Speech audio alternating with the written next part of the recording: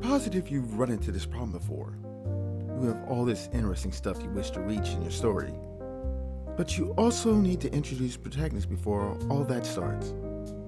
You need to establish who they are before all the conflict starts out. And you're often worried about how it will go since, well, you know it'll get better. You just need this mundane foundation. You want people to just give you the benefit of the doubt with this, to trust you. After all, you've seen plenty of stories that are great once they get going. I'm going to help you tackle this right.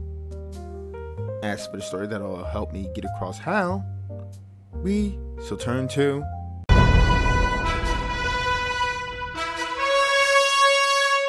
But before we start analyzing, let's define this opening. Since in the system I've designed, I call this opening an awakening.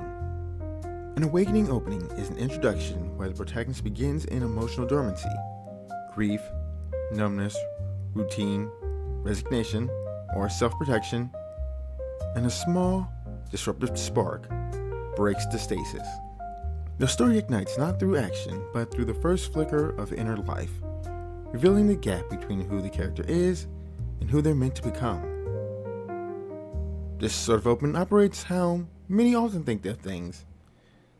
You get the audience to care about the character first, then you make them believe in the authenticity of their stasis or pain, and finally, you get them to invest in seeing how they'll tackle their problem.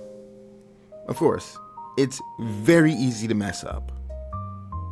When it goes wrong, the audience often goes, "I'm bored. This person is boring. Nothing's happening." Or asks, "Why do I care?" To help you avoid that, I've broken down how to pull this off into 6 atoms. The first set is what you need for the minimal viable product. The second set are what elevates it from it works to it hits. And as I explain each one, I'll show you how Invincible nails it. So, without further ado, atom number 1, the Dormant State. This is the entire definition of an awakening opening. If the character isn't emotionally asleep, you're not writing an awakening opening. You're writing something else. Readers need to feel the absence, the quiet ache, the stagnation. No dormant state, no awakening. Invincible delivers on this with the beginning state of Mark Grayson. Despite being the son of the Earth's strongest hero, he has no superpowers himself, and he wishes he did. For him, it feels like something is missing. But for now, he lives an ordinary life. Atom number 2, the spark of disruption. The awakening must come from something that disturbs the stasis. No spark, nothing wakes up. The story doesn't ignite.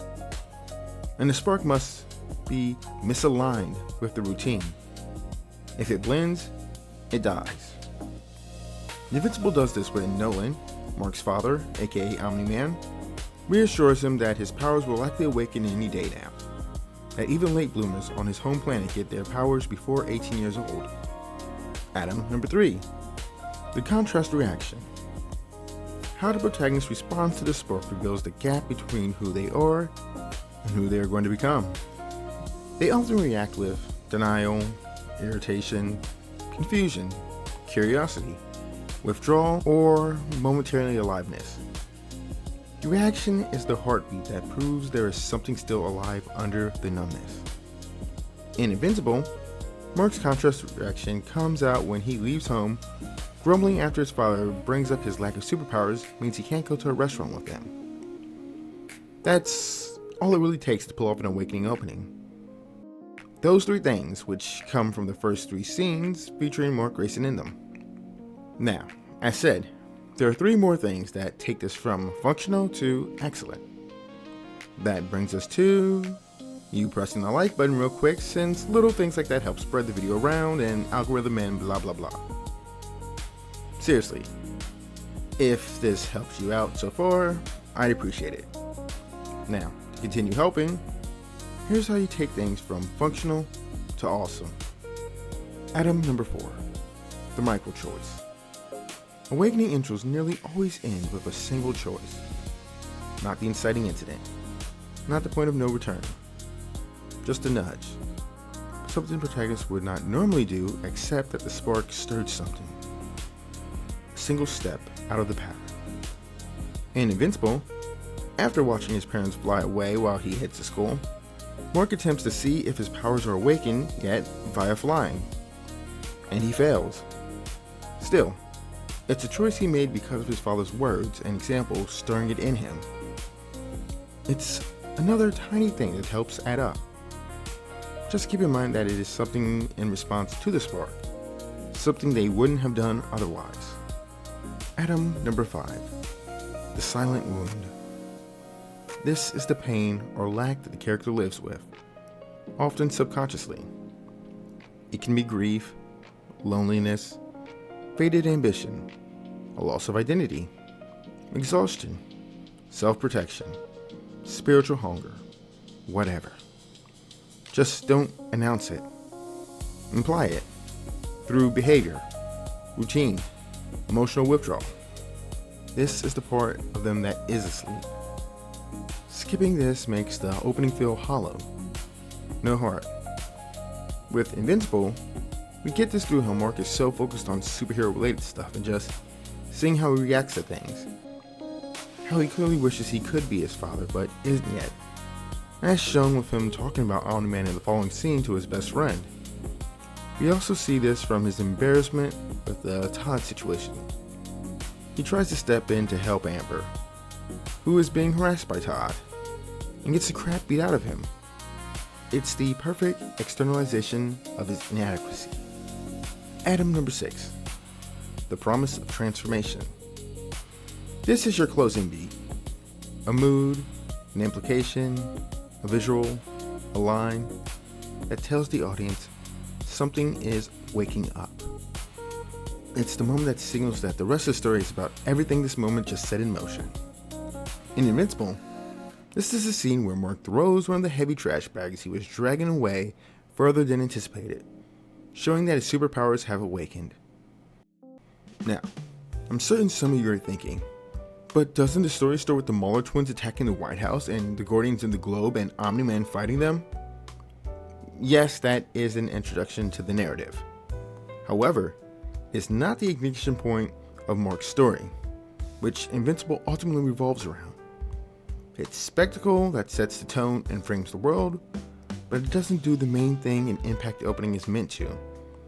It isn't the point of ignition for Mark, the alpha protagonist of Invincible.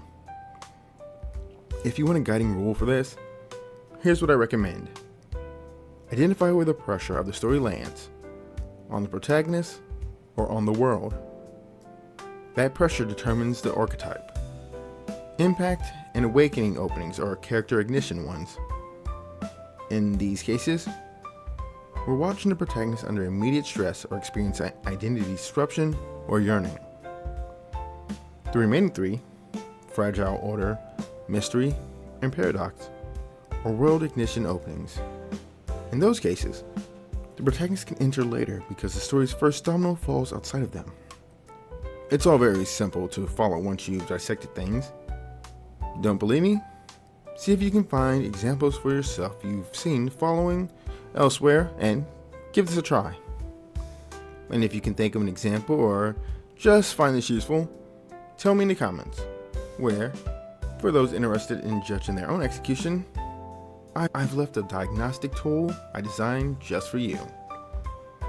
Hope everything I've provided in this one helps.